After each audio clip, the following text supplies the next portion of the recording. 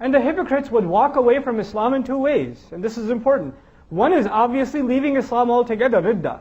Outright, you become Muslim and everybody knows you're no longer Muslim. You become a kafir again. But there's another form of turning away from deen. And that is that on the outside you say that you still profess to be from the Muslims because that has social consequences if you walk away from Islam outright. And that has social consequences, but for all practical purposes, and on the inside, there's nothing left. There's really nothing left.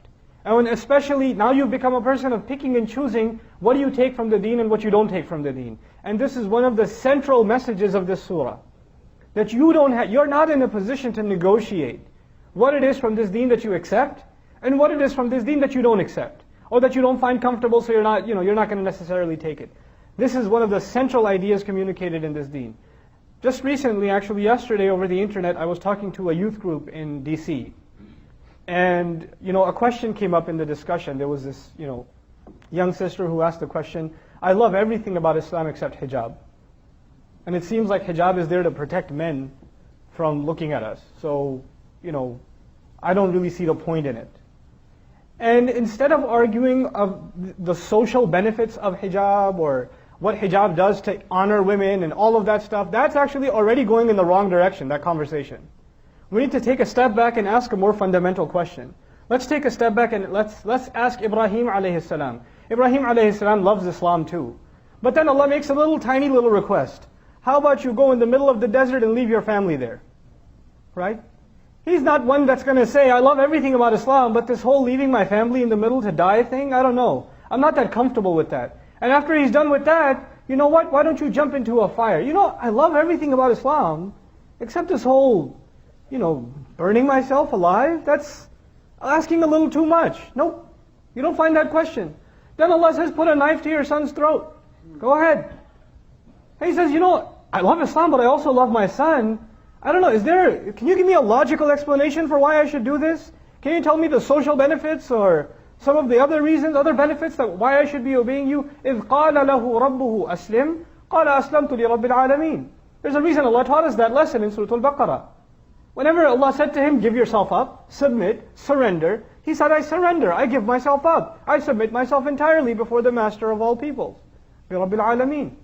So before we talk about any aspect of deen and try to figure out the logic of it, understand the larger purpose. Allah has made this deen one of submitting to Him. If you're having a hard time submitting to Him, you're having a hard time with Islam itself. The very central idea of deen itself. It's not to say you shouldn't understand the ahkam of Allah, but you and I have to be ones that once we understand them, we have to, whether we get it or not, whether we see the logic of it or not, we have to give it up. We have to just give it up. Ya ayyuhal ladhina amanu. Of course the ayah is addressing us. Man yartadda minkum an dinihi. The one who turns away among you, minkum, an dinihi, from his deen. The one who turns back from among you from his deen. Allah didn't say all of us are turning back from our deen, a group from among us. And man is an interesting word in Arabic. It could refer to something plural, and it can also refer to something singular. So from a point of view of taqleel, it could be even if a single person is walking away from deen. They're walking away from the religion. And I've already mentioned to you this can happen in two ways. One, practically they denounce Islam altogether. And two, for all practical purposes, internally, in their heart of hearts, in their thoughts, they really don't submit to Allah. They don't really see the point of living by Allah's teachings.